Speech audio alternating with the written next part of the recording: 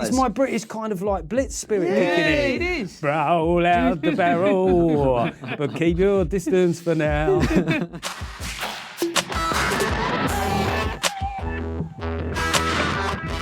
Hello and welcome to TRIGGERnometry. I'm Francis Foster. I'm Konstantin Kissin. And this is a show for you if you want honest conversations with fascinating people. Our brilliant returning guest this week is one of Britain's only openly Tory comedians, Geoff Norcott. Welcome back to TRIGGERnometry. Still out, still proud, brother.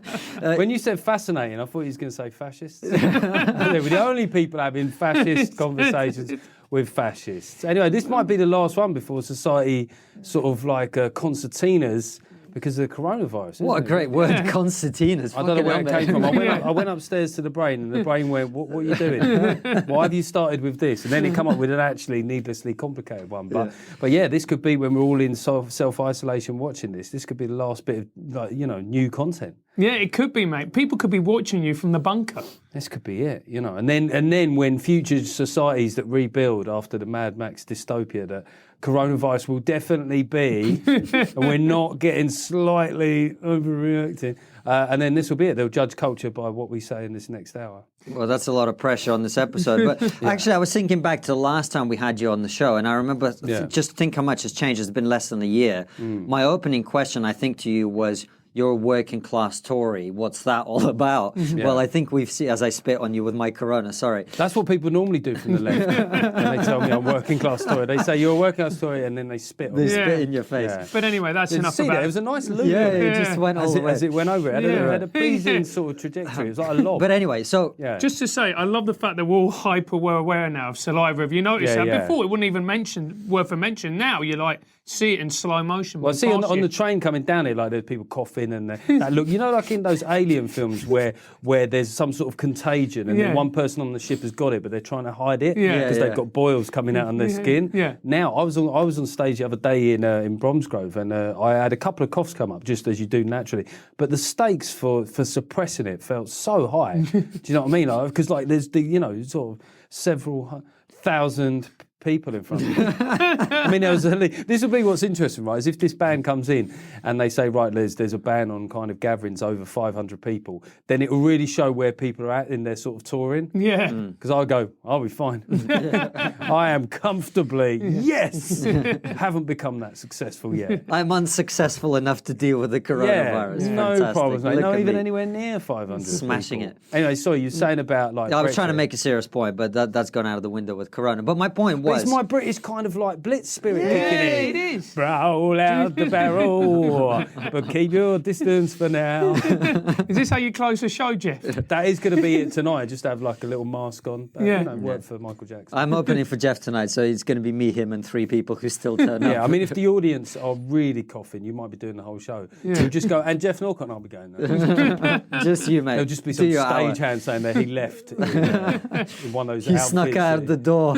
You know those outfits that you get in E.T. when the fellas arrived? Yeah. I'll come out on stage like that. For now, I think what I have is, I was thinking about this the other day, is I have, and this applies to politics, and it does apply to your point, is I have a mixture of optimism and apathy, where I believe everything's going to be all right in the end, in almost every situation, but that's also slightly born of the fact that I'm apathetic enough to know I can't change things, and in the situation where you can't change things, you might as well be optimistic, right? Yeah. Or if you're not going to do anything to change things, there's no point getting upset about something that you're not going to actively try and orchestrate a different outcome. So I'm going to call it optimism. Have you ever thought about tweeting about it, though? Because that can make a difference. Well, tweeting, the interesting thing about tweeting, right, because I suppose we will come on to the culture war, is I was sort of thinking about why people still feel this need to believe that it's some sort of source, like force for good or even change, right? When all of the evidence repeatedly, every time the real public get a chance to have a vote on something, suggests that it's miles out. And I was thinking, I think it's because of Me Too, where that was one of the few times where it was a genuinely impactful movement that was started simply on Twitter.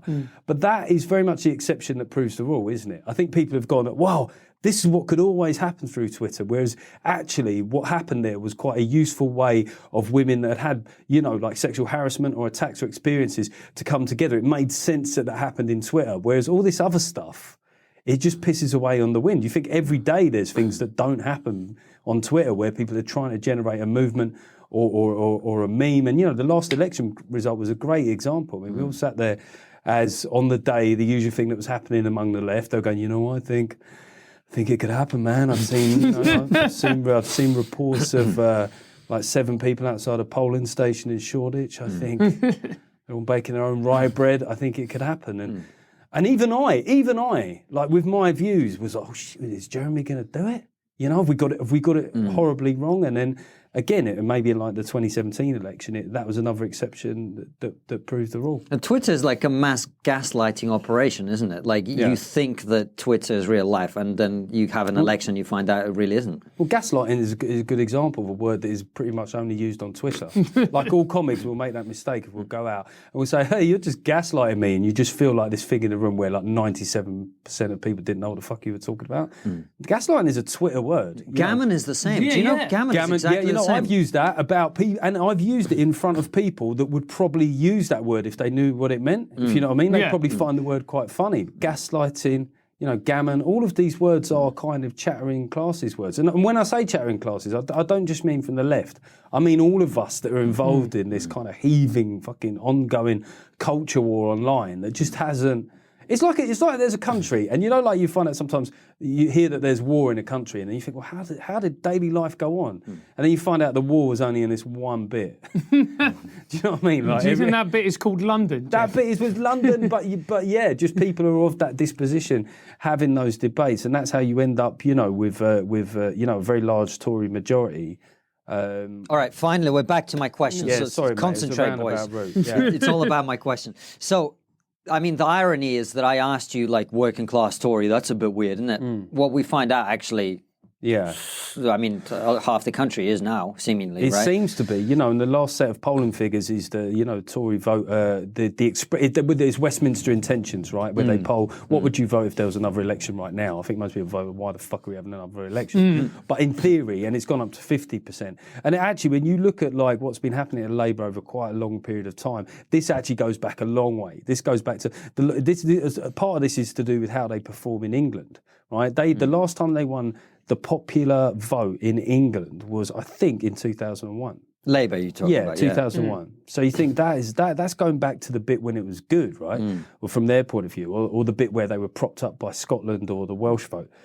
So it's been an issue with particularly the working class in England for some time. But if it's any consolation to Labour, they've won the moral victory every time, Geoff. Oh yeah, well they've practically a one-party state when it comes to since their inception. They've been in power. They've been in unbroken power ever since. What was it? Niall Bevan invented the NHS, which no one else was thinking about. I mean, like, it's not the hardest thing to invent, is it? I mean, it's sort of like just going, this health service that we have. Like, it does feel like there could be a national version of it, but just can't put the words together. And then Niall Bevan just had this eureka moment. That is odd, the way that, because apparently Churchill was, and there was a big mood at the time of lots of people thinking, how can we have a health service that's national? And Niall Bevan went, how about a national health service? I went, genius. Because he did what Steve Jobs did with the, that Bill Burr routine, where Steve Jobs come and goes, how about if we just put loads of shit on the phone, get your songs and your map. Niall Bevan did that, but with the health service. That is such a brilliant Bill Burr routine. Old phone can't fit the new charger. Is that your hero? But anyway, are you happy in terms of, do you feel like working class people are really having their say and have been heard? Well, yeah. I mean, like, if you look at, like, the Brexit vote, I mean, they're like the what is it, the CD2E demographic, which is effectively covers the working class, was swinging towards the Tories from 2015 onwards. And I think it's one of those things that people have tried to put sticking plasters over, and now have realised that this is a fundamental and more long-standing migration. What you had in this last election was perhaps some of the last bastions of people that you would have thought would have never done that, Because bear in mind, you already had ex-mining villages and towns going Conservative in 2015 and 17. Ashby, Ben Bradley, who's a MP for Mansfield, that was an ex-mining town. So some people were just crossing the Rubicon because they just don't feel that the Labour Party, in its current guise really represents them. And I know that like, you know, a lot of Labour politicians were saying, well, you know, our policies were very popular, you know, but I think they were saying individually each policy was popular economically, right? But did they ever do a survey of, do you want all these done right now, like in one parliament? Because I think that's a separate thing, is it? A manifesto is saying this is what we're going to do in the next 5 years. But what they were polling was, would you like some of the water facilities to be made public again? You know, would you like, you know, a rising corporation tax for the top earners? What they never said was, do you think we should do all this straight away? Because it's like moving house, isn't it? If you was moving house with your missus or Mister, right? And well done, mate. Well done. Yeah, 2020. Good work. Men could date women, women could date men. I was just covering that one. And so, but if you was moving house and you looked at loads of work, and then like your partner was saying to you, partner, see, sometimes liberals do think up good words. Yeah. But if they were saying, oh, we can do this, we could do that, and we can knock out the kitchen, and we can go through, and then we could dig up the garden. Go, you know what? Let's just not move. Do you know what I mean? That sounds like a bit much, and I think that maybe the electorate individually liked those policies, but collectively thought that they were a bit much for one term of office. And also, it's about realism. Do you think all those things can be realistically done in one budget? You can give away all that free stuff to people all at once. It was double the spending commitments of the previous manifesto, which was also seen as fairly spendy. Yeah, fairly spendy. And then obviously it gets to the comedy point where they're just going, free broadband. Yeah. And you go, that almost sounds like if you were to back a socialist into a corner and just like almost make them do word association until they come up with the most stupid thing, that would be it. Yeah. Just go, free broadband, you know, like, and blurted it out. Didn't brief a lot of their campaigning, you know, sort of constituencies and you know, the Parliamentary Labour Party. They're just like, yeah, free broadband. And it was almost like if you could think of a pledge or a promise that was almost self-parodying, that would be it. Free broadband. Kids love broadband. Make it free. But what do you think the challenges that this Conservative government are going to face now? In order to, because as Johnson said, they've lent him the vote. Yes. They've lent the party the vote. What do they need to do? Do you think that's true, first of all? Because you've been, you're working class Tory. You've been a working class Tory for many years. But from the south, I do think that there is a difference. Right. You know, like the culturally ingrained opposition to the Tories is certainly greater the further you go up north. Well, not all of the north. I mean, Yorkshire, a lot of parts of Yorkshire are fairly Tory and stuff. So, but I think that it is really important. I think the first year is when the narrative will get set. So that's why a lot of people on the left are immediately trying to pin betrayal narratives on the Tories already, because by the time the narrative's set in politics, it's quite early. Like with Corbyn, his first 8 weeks, he just turned up, looked scruffy and read out emails, you know, and that it felt like he was always like, you know, punching back a long way from there. So I think that they know that they have to deliver, and that's why you get them drinking the Yorkshire tea, like, you know, the old A-up Tories. Like, I do think there'll come a point where they'll just start speaking in northern accents as well. Going, yeah, we had an emergency meeting at Corbyn, and we agreed that there was trouble at Mill, and that we would all speak like Geoffrey Boycott. And they, you know, they're both symbolic measures in terms of having Conservative Party headquarters up north, you know, and maybe having the Lords sit up north. I'm happy to put the Lords on a permanent tour after there. I mean, like, just like the England football team when it was Wembley Stadium was getting redone, they could go on tour. Yeah, exactly. See if they still want their per diems once they get outside the M25, because obviously while Brexit was an issue, the attendance rate in the Lords went up exponentially. Suddenly they were all, you know, wanted to exercise this parliamentary power that they had, you know. But it took Brexit for them to do it. So frankly, as far as I'm concerned, send them to Morpeth. No offence to people up in Morpeth, but it always sounds like the grimmest town up north. But so do you? So it was offence to the people of North. So going back to the question, though, they're northerners. What do you think they need to do? What do you think they need to do if they're going to retain this massive base that they've won? Well, I think that one of the things is that what they've already done is they've had a budget that was quite a sort of Blairite budget, really. But it's also, I mean, it's already been skewed, isn't it? Because they had the floods, right? I mean, that almost seems like old news now, but that really depressed economic activity up north, and then immediately they've had coronavirus. So what they've done is taken measures that are very much sort of squarely focused in on people in the most vulnerable positions. So that's the first step. I think that budget the other day was a real win. Because obviously there was a number of levels in which it delivered. Not least that when Rishi Sunak got the job, a lot of people, these kind of weird, ironic, paradoxical racists on the left, and then say, oh, what, they just picked any old brown face to step in instead of Saj. I thought, yeah, wait to ruin his big day. Yeah. You know, you're just there because you're brown, mate. But actually, it turns out maybe they knew something. Maybe Saj was given the nudge, because this is an extremely talented performer. You know, that was an exceptional debut. To do a budget, after the floods, your first ever budget, and the coronavirus, and he's got to step up there and just talk. I feel a bit nervous for doing this, right? I get nervous for everything. But imagine if it was like, right, the nation is teetering on the brink of economic collapse. On you go, son. You know, it's almost like when they put an 18-year-old out, you know, making his debut for a football team.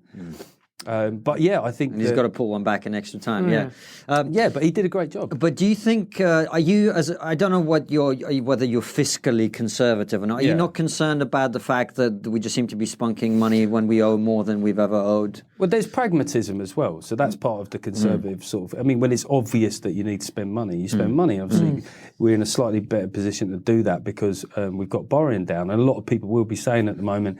You know, that proves and underlines that austerity was completely a choice. But you got to remember, when austerity happened, we were already, you know, the percentage of our GDP that was for our structural deficit and borrowing was massive. Arguably, right, you could say that we're able to spaff a bit of money now because we did what we did, and in a way, it's a good thing. Obviously, that is highly contestable, right? I can imagine in all the ways I will be contested. You can see Geoff has had his fair share of online abuse at this point. He's hedging everything. Well, yeah. We've all become a bit savvy, haven't we? Yeah. Obviously, that's highly contestable. And then you boys do your sort of GMB edit of that, where you find another bit of me just clunking my fist out. No admission that could be debated at all, but that's certainly that is how I see it. And I think that and I think if, in fairness to Corbyn, right? We've never heard that out of your mouth before. Well, when they're on their way out, you can afford to be fair to them. Yeah, you know, in fairness to the pensioner that is now on his way, is that he did draw the argument further left economically. But you know, as a lot of people have always said, it is easier for the right to go left economically than it is for the left to go right culturally, because the left has such an utter distaste for anything that they see to be, you know, right-wing thinking or certainly in some quarters, patriotism. It's really difficult for them to track back the other way. But the right, I mean, the Tories are brilliantly shape-shifting. The way they go, well, no, spend some money. Yeah, that's what we've been saying. You go, it wasn't what you were saying. You go, look, we are where we are. And now is definitely the right time to be doing that. You know, and public services do need to be invested in. But it is really easy to forget that, you know, in 2010, with the amount that Britain owed and was lending, there was real potential issues of people losing faith in our country's ability to repay its debts. And we're not in that position now. And I was going to ask, why is it still? I felt like a real Tory MP when I said that. Mate, you're wearing the blue. I don't normally wear. This is me. I normally wear like polo shirts, but I thought, you know what? I'm 43 now. Maybe this is an audition, you know. I'll be the next Rishi Sunak. Do you know what?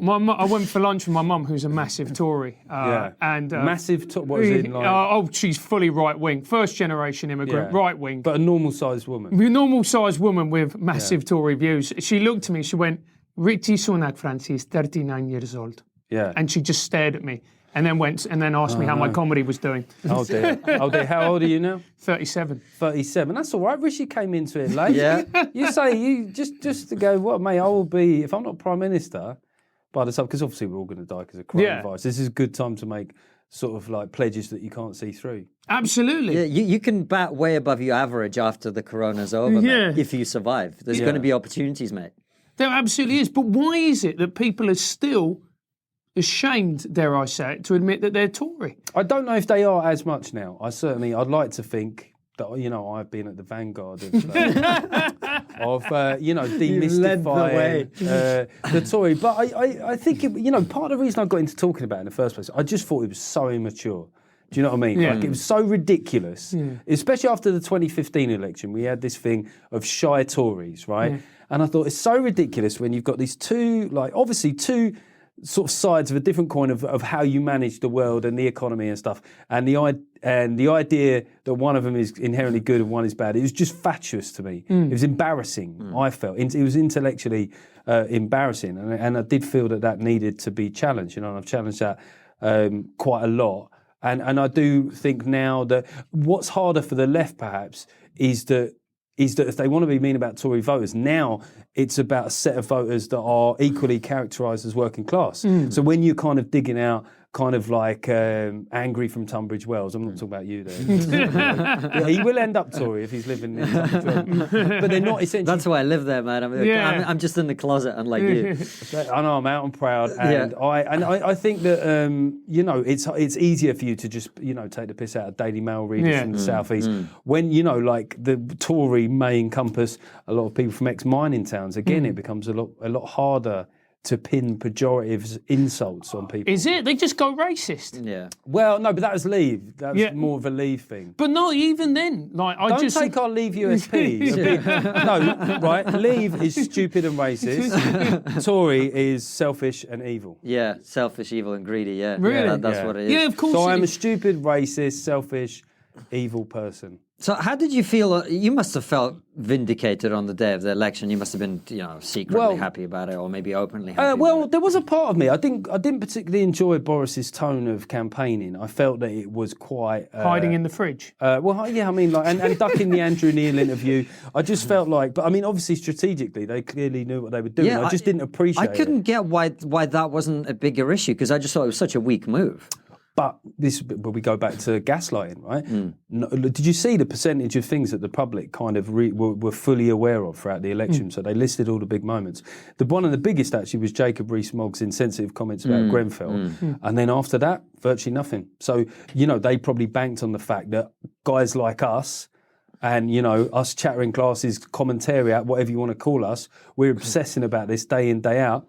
The rest of the British public aren't giving a toss. And there is something good about the degree to which the British public care is that they're able to zero in on what really matters, right? They're not getting confused by day in, day out PR clusterfucks, right? They are absolutely right. What are the top line issues here? And if you read the Lord Ashcroft report, which I obviously haven't, I've seen a tweet and I've absorbed a very small bit of it and thought I'll chat about that when I'm next talking about stuff. But it's really interesting the way that it characterises how working class people saw the Labour Party, because they're right. Like, there's a really smart deduction of like, well, intention's good, they've overcommitted, they don't really have the competence to deliver it, they're distracted by social justice issues and niche concerns, obsessed with Palestine, the public were right. And sometimes there's a real virtue in just because politics is so big and so complicated, there's a real merit into getting it right down, right? What are the main issues at heart here? And that's why something like Brexit, get Brexit done, was such a successful slogan, because I think Labour's was, what was it? Oh, it said, it's time for real change. I mean, that sounds like a sort of like, if you're a pensioner that goes on a river cruise or something like that, is change your river cruise.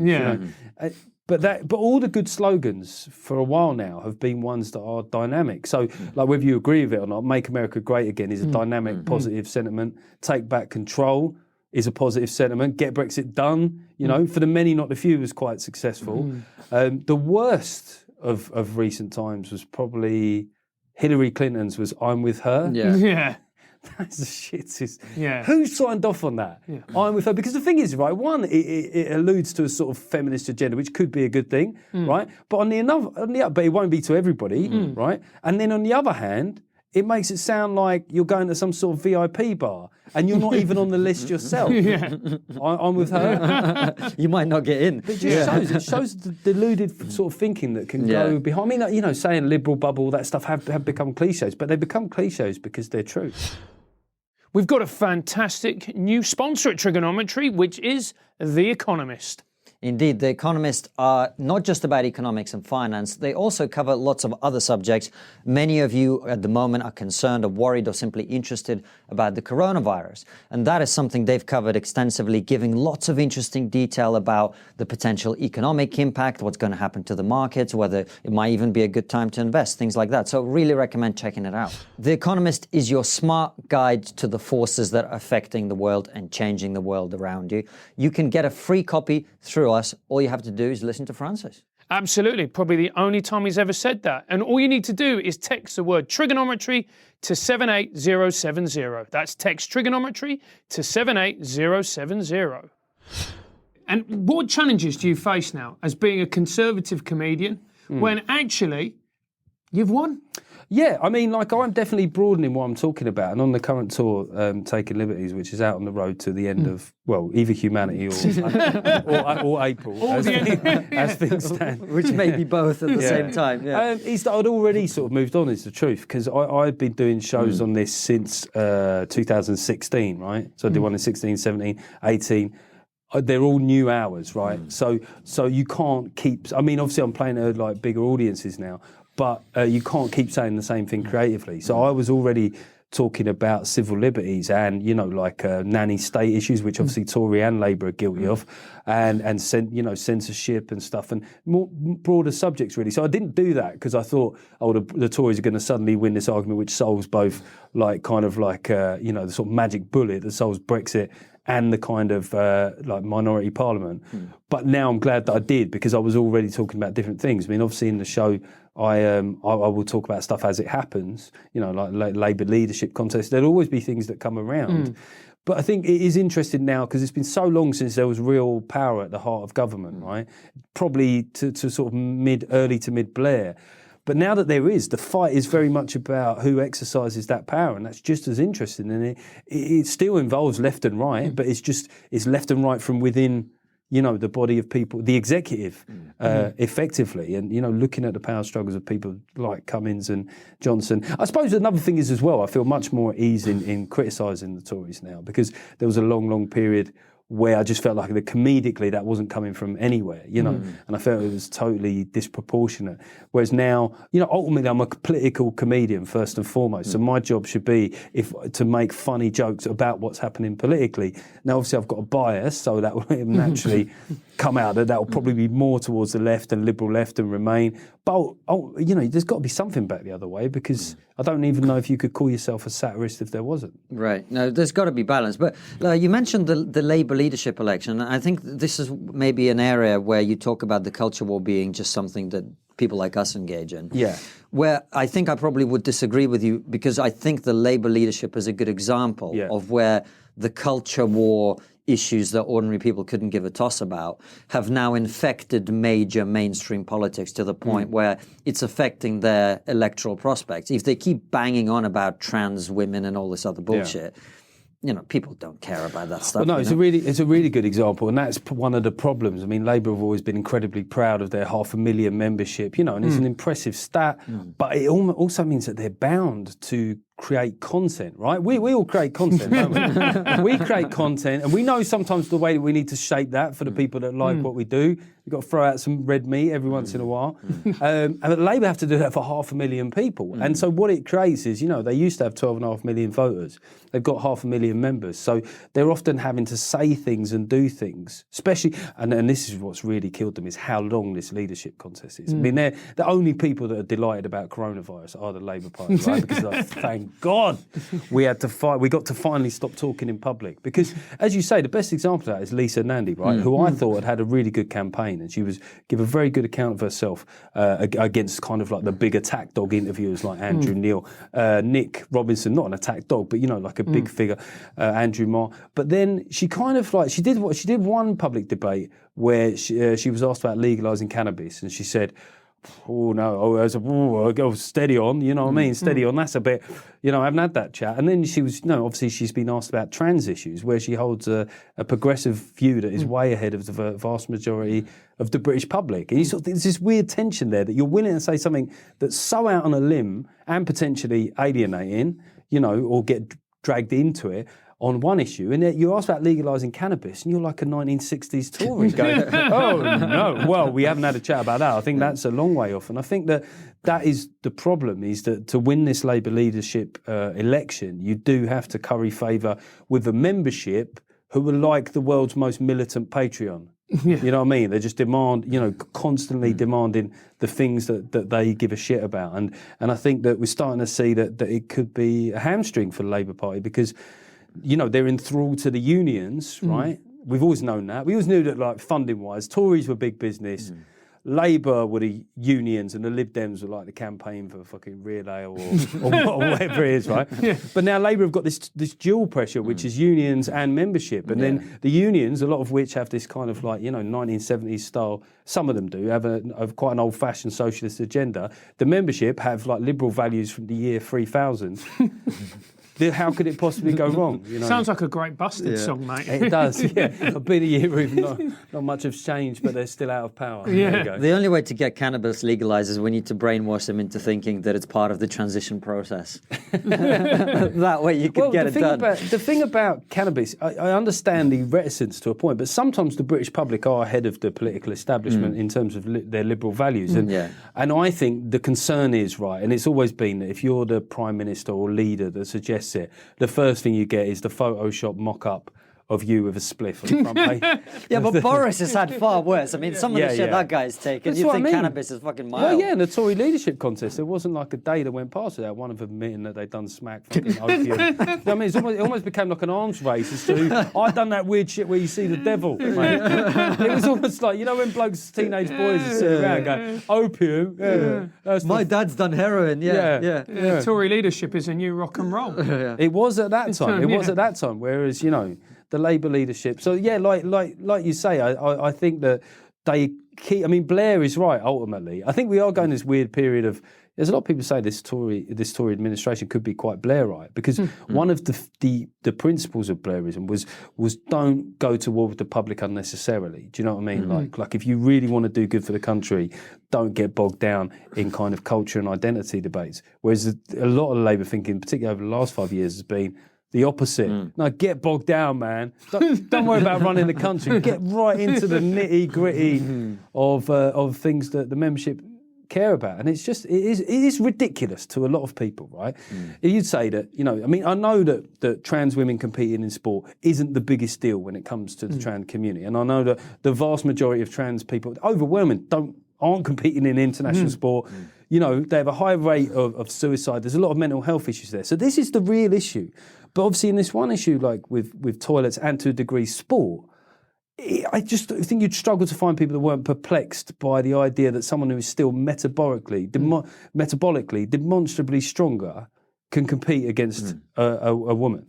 I think that if you polled on that, I think you're talking in the high 90% of people. I mean, this is just, like I say, I'm guessing at this, but sort of anecdotally, that's what I'd suggest. So for Lisa Nandy to not come out with a clear line on that was an odd shout. But in defence of Lisa Nandy, isn't part of the problem, which you've just alluded to, is that the Labour leadership is an impossible job? Because the reality is you can't please the like the England manager, isn't it? You can't please the socialists and you can't please the progressives at the same time. You're going to piss one or the other off.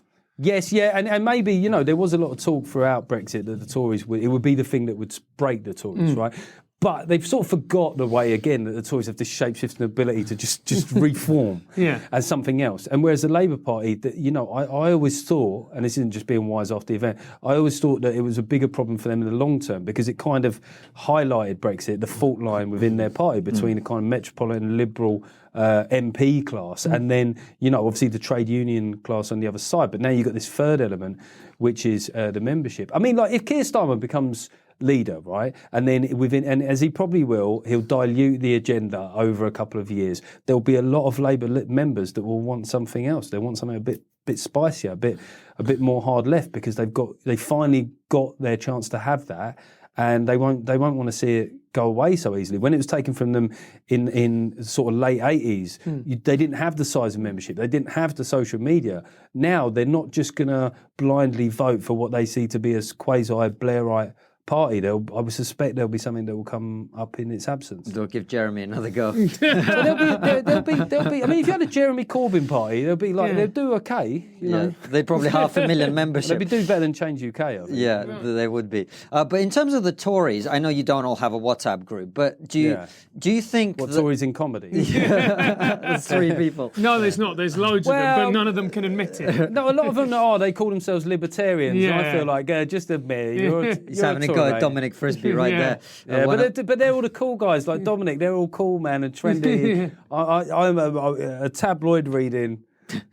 Do you? What tabloid do you read? Well, I read them online now, but no, you know what? You're right to put me up on that. What in terms of you just sound like you're reading. Yeah, no, well, this is the fucking Daily Mail, mate. I get my news from Gogglebox. Come on, mate. You read the fucking Times and Economist. I do read the Times. To be honest, I've stopped reading a lot of newspapers, full stop, and that's not like a conscious decision. That'd be the worst. It'd be great if that was a principle. It's a conscious decision to play to my working class roots. No, I don't know why. I'm totally self-absorbed, is the truth. I get up, check Twitter, check all my stuff, like tour sales and all that. So it's not really a cool kind of like, no, man, I've tapped out of MSM. It's just I've tapped into my own shit. Probably too hard. So in terms of the Tories, though, I mean, Boris Johnson, for all the people saying, we've got a hard right government, he is a liberal Tory, right? So do you think that he's going to be able to hold the Tory coalition together as more and more people who may be kind of economically harder right than he is, or culturally hard? I mean, look at the immigration point system that they've introduced.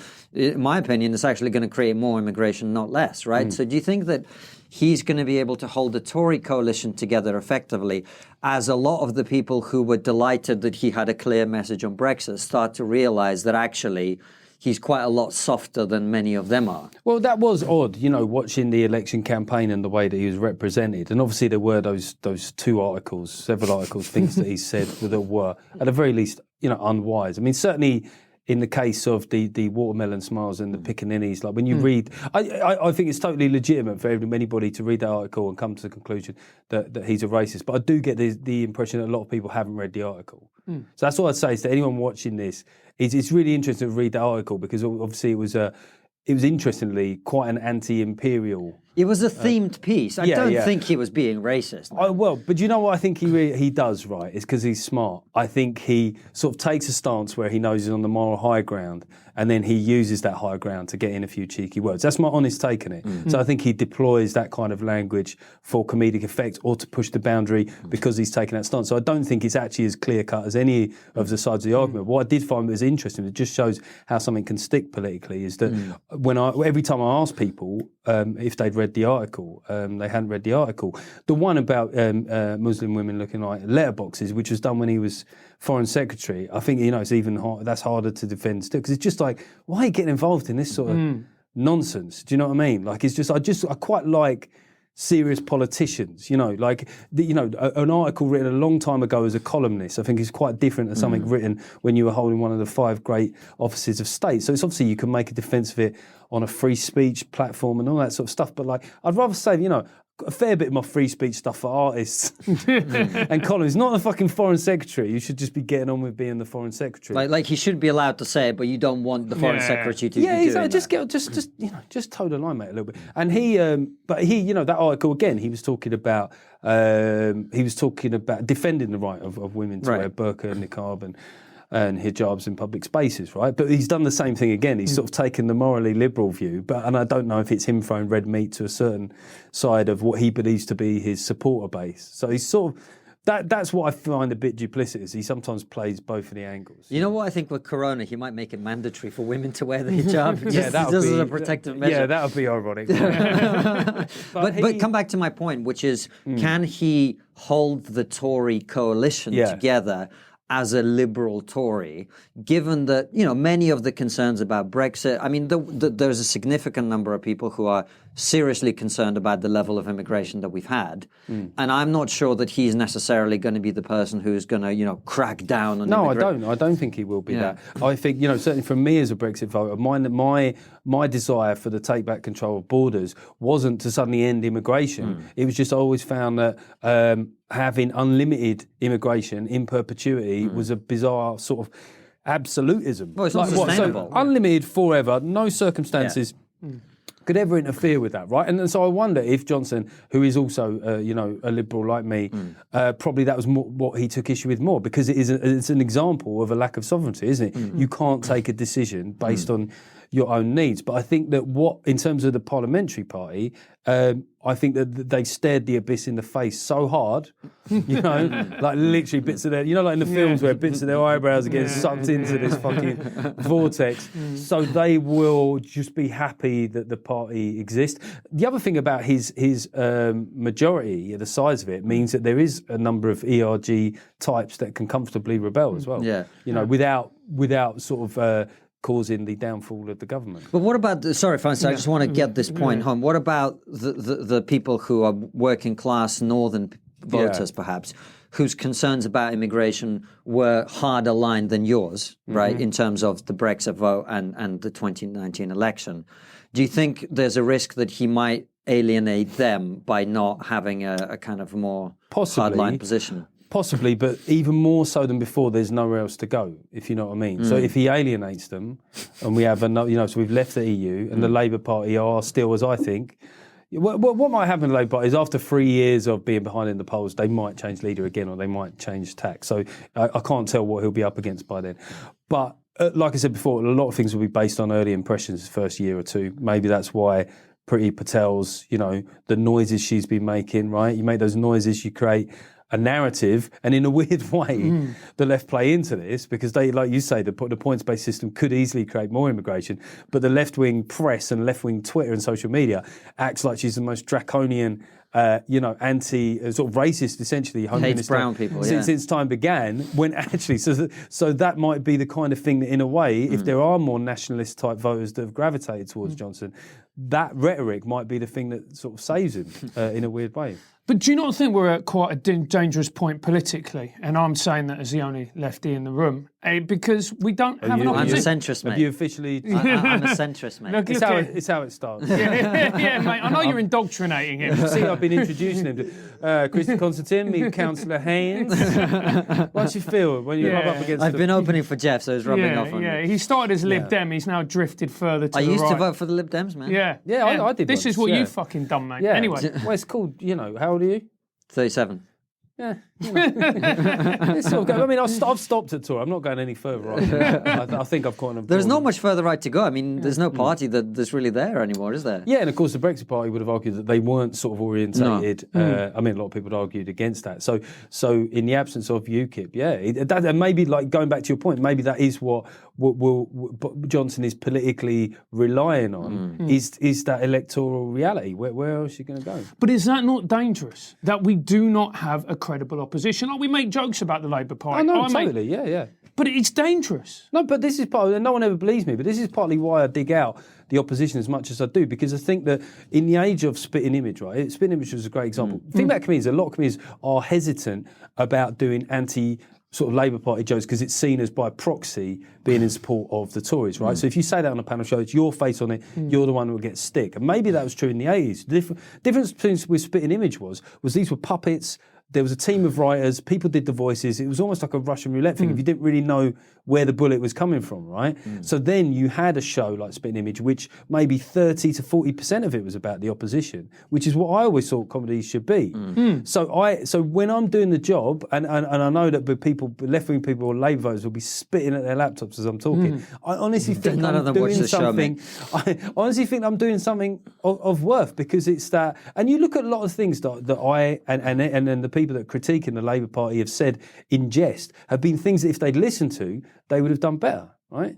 If they would have been good advice to follow. So it's not a case of just taking the piss out of them for its own sake. It's saying, do you realise how you're seen by people like me? But it's also as well, like, with all due respect, the Conservatives were crap for the past few years. If you look at the way they handled Brexit, awful, dreadful. If you look at Windrush, a disgrace. All of these things, and yet Labour still couldn't win. I love the way he listed things and then said all of these things. And also one of them was largely outside of Yeah. You know, like there was I mean, Brexit should have been enough to sink the Conservative Party. It should have been enough, but one thing that I think is odd that gets discounted from the last few years is the jobs market. I mean, like, you know, as Bill Clinton, I was going to say Bill Cosby, as Bill Cosby always said. I'm not sure how many jobs he created, Sweet mate. dreams. No, as Bill Clinton always said. We're going to clip that. It's up to you. It's a joke. Well, hey, Bill Clinton isn't that far away from Bill Cosby on the whole scheme. Yeah, I of mean, things. they both like. Yeah, you wouldn't let either of them babysit. No. Harvey Weinstein. Yeah. Oh, how unfortunate, mate. He might die in jail. Yeah. It's funny. So I saw a lot of things. It was a really simple joke. Well, don't rape people. Yeah. That's the only time I've ever agreed with Jess Phillips on Twitter. Yes, I think I like that tweet as well. She tweeted. She was complaining about how he might die in prison, and she just tweeted, "Well, maybe this is why you shouldn't rape Yes, people." that was where I saw it. Yeah. So not Bill Cosby, but as Bill Clinton said.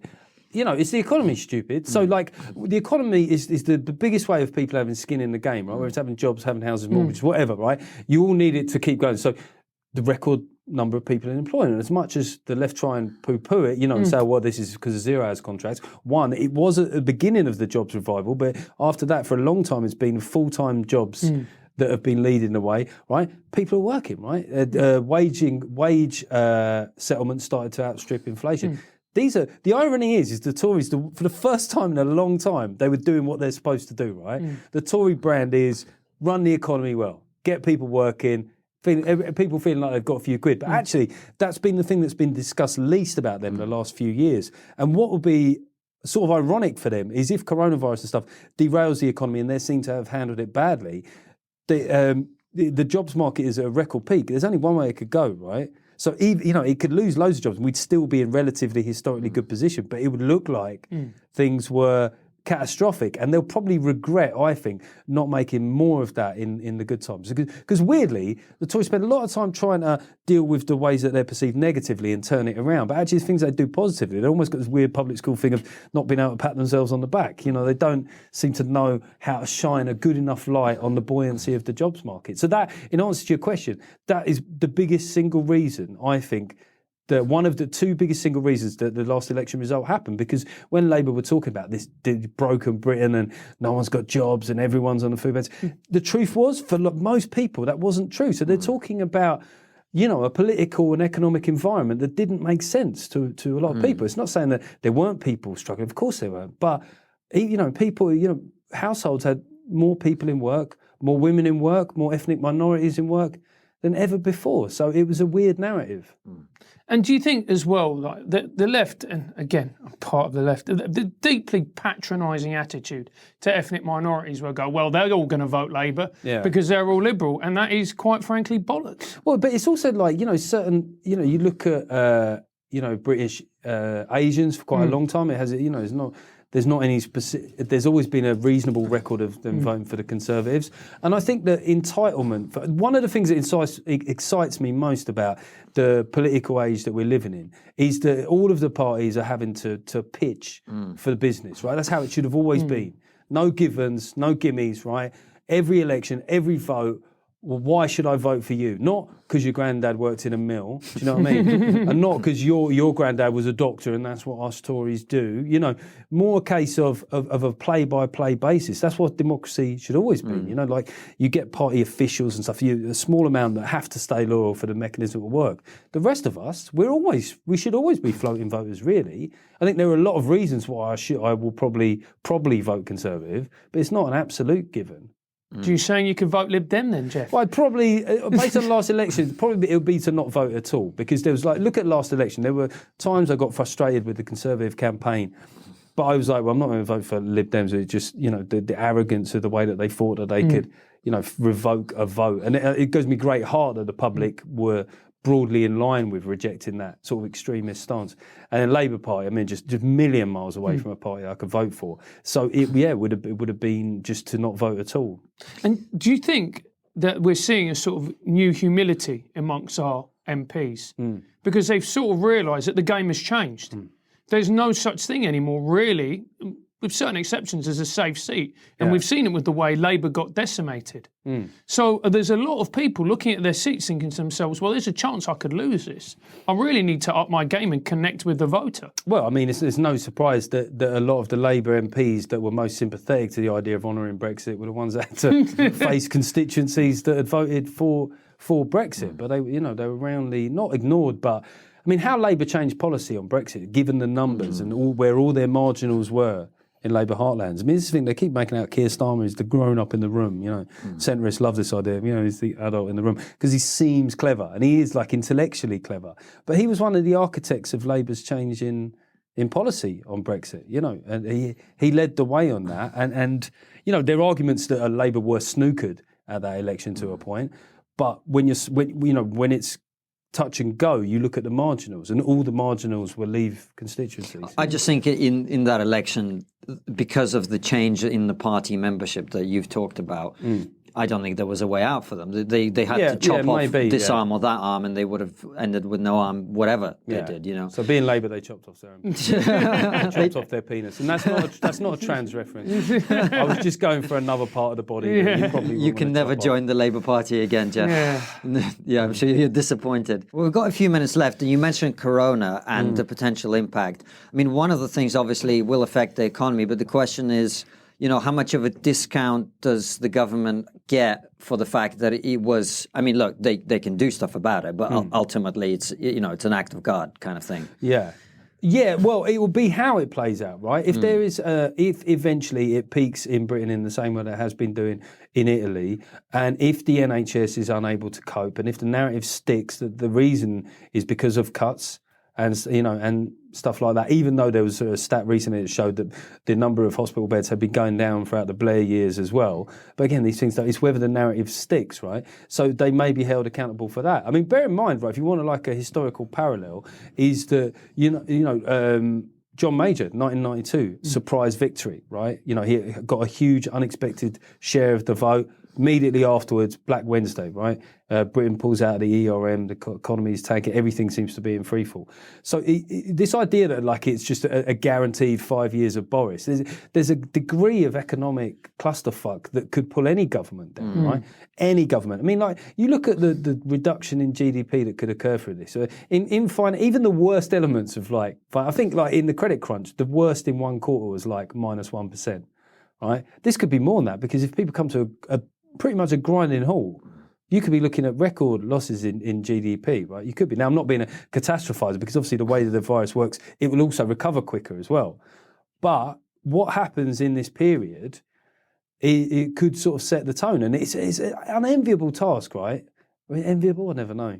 It's an unenviable task. It's not a good task, right? For anybody coming into this, because it's this simple idea of we'll shut the schools, we'll shut the schools, right? Who's going to stay at home with them? Yeah. Well, there's one kid. Dad drives a coach or a lorry to deliver food, right? Or mum's a doctor, So every time you talk about shutting stuff down, you're also taking people out of the infrastructure of the country. So at some point, as much as there's all these broadcasters at the moment, I mean, there's this weird thing people are going, stop listening to the chief medical officer. Listen to this guy on this radio show. It's time we started listening to the broadcasters. Because these are really tricky decisions. And also there's a decision about how you manage the degree of economic contraction. What about the effect that has on people in the long run? So this isn't an aggregate of things. This isn't if shutting down schools and offices and public gatherings right now, would it slow down the spread of the virus? Yeah, but if you haven't shut again for 2 weeks and then reopened before the virus has peaked, it's still knocking about. So I've been surprised at the alarmism, and it's not to say there's nothing to be alarmed about, but it's the scale at which the people expect the government to abandon their plan, which is based on the medical advice that they're being given. And this is the weird thing. People are tired of experts, mate. Yeah. But now, weirdly, I'm seeing a lot of people who are Remainers who are saying we should listen to the experts. And now they're going, fuck the experts. we should be listening to Piers Morgan. Right? And then someone like me, who, let's be honest, as a Brexiteer, you had to ignore a certain amount of expertise, right? You're going, fuck the experts. Now I'm going, no, it's the experts that we should be listening. So it's almost like God has sent us away to challenge our own viewpoints yet again. Yeah. He's going, right, I'll show you how subjective this all is. And obviously, in my view, God is like a sort of upper class white Tory, deep voice, yeah, benevolent sort of like Macmillan. God is a woman, mate. As we keep being told. Yeah, God is a lady. Have you never heard this? Oh, it's feminists love that shit. Yeah. No, I don't. But I've never thought of. Well, I mean, I've never spoken to a feminist. If you ask me in a sort of like Evan Almighty type way, yeah, I'm seeing a male God. But like, if you really ask me what I thought God was, I don't think gender is the first thing. Because if it was the first, or it just wouldn't have a gender by definition. So it couldn't compete in weightlifting. Right. I'll tell you what, this has taken a turn, this podcast, hasn't it? There you go. God is gender neutral according to Geoff Norcott. You know when lads been sitting there and when the space cake starts to anyone that's just watched the last few years, that was when it kicked in and we just started feeling paranoid. The next bit will be us going out to get a big bottle of Sprite just because we're all getting paranoid. Like, fuck, man. Well, actually, the next bit will be our final question. Yeah, and the final question is, what is the one thing that we're not talking about that we really should be talking about as a society? Well, I suppose the thing that precedes and will antecede all of this is the degree to which the state and people should be telling other people to live their lives, right? I'm not just trying to plug the Tory show again, but you have to look at the degree of incursion. I mean, you look at schools, for example. Right now, schools can... have either of you got kids? Nope. No? Right, even ever hang out near schools? I used to be a teacher. There you go, right? We get a lot of comments about Francis' appearance that he looks like he hangs around schools and not in the teaching capacity. Yeah, I can see where it goes. But like it would have been a case at school where you can look in kids' lunchboxes now. Really? Yeah, they can inspect. Some schools do that. So these are this encroachment of the state. So whether the Tories claim that they've reduced the size of the state or not, in so many other areas there are an increasing body of people that feel at liberty to tell you how you should be living, saying where you should be driving, whether you should be flying, what your kids should be eating at lunch, and this is all happening in the background, and it's above left or right politics. It's beyond Brexit or Remain, and even a pandemic, right? And quite rightly, government should take action. But the thing about when governments take action or they pass emergency laws, they rarely give them back again. It's like emergency taxes. Remember VAT going up to 20% just as a temporary measure? It's been 5 years now. Or no, it's been even longer than that. It was 2010, wasn't it? So that's my concern, is that we're so used to omnipresent organisations and corporations knowing stuff about us and, like clicking, updated terms and conditions, whatever. I mean, who fucking knows what we've said to Apple just so we can keep having music over the years? Every single time we've ticked that. What are they saying in these things? Like, I'm definitely a pedo. Yeah, there you go. Will you donate your organs while still living to the CEO of Apple if he has like an incurable kidney complaint? Yeah, it's just fine. It's just I don't want to lose my like U2 Deluxe Acton Baby Edition. So yeah, it's fine. Click, click, click. So it's not just that governments like have become more interventionist. If we also have these corporations, and I blame us as human beings, right? We just lazily let this stuff happen. But they're also all up in our business. Yeah. To a fascinating degree, and I don't know if it's reversible at this point. Because let's be honest, Amazon is fucking great. You've got a terminal case of the nanny state, is what you're saying. Well, yeah, and if you want to hear me talk about it more, you might want to come along to my tour show. Oh, plug the tour show. Well, Geoff is on tour at the moment. Is geoffnorcott.com to get tickets? Or if you just go like to my Twitter or my Facebook, I mean, just Geoff Norcott tour. But I know the modern internet user needs to be told exactly where stuff is. Yeah, you could go to Live Nation. Go to Live Nation website, and I'm on tour to the end of April. And yeah, like despite the coronavirus thing, I had my attendance rate last week. You get no shows in comedy, right? Was less than usual. I think that's the benefit of having part of your audience being quite Brexity. Like, we're not staying at home. Like, I'm going more out. I'll lick his face. Yeah, and I've been on tour with Geoff, opening for him on some dates. It's an absolutely brilliant show. Have you had your face licked? That was the most random fucking question in the middle of me plugging our guest's show. He's done very well. Yeah. He's done very well, Sport, but sometimes too well. Like I've almost been like, right, okay, mate. Yeah. Get the old club. No, Get the Fiscal. No. Geoff's like, no, that's never happened. He's always been mildly okay. No, you've done great.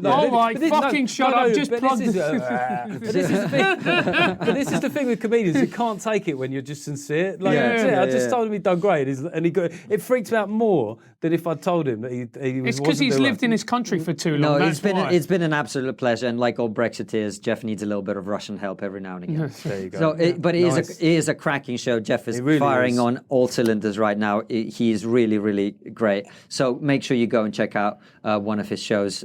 He's got all over the country, and you're going to Edinburgh this year as well. I will be taking, and it'll be an amended version of the show. It'll be fully updated. So if anybody saw me do the work in progress last year, this is going to be a completely different show. I'll be up there for 3 weeks. And also you do a podcast now as well. A podcast, what most people think. So the revolutionary angle of what most people think. It's just like, what do most people think about this? Trying to come to a reasonable view on the big issues of the day. Oh, well done. All right, mate, touch my elbow. Thanks very much for coming on the show.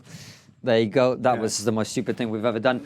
We'll see you again in a week from now with another brilliant episode. Take care. See you next week, guys. Thanks for watching, guys. As always, subscribe to the YouTube channel. Click the bell button next to the subscribe button so you get notified when a video comes out. And follow us on all the social media @TriggerPod. And also leave us a nice review on iTunes and spread the...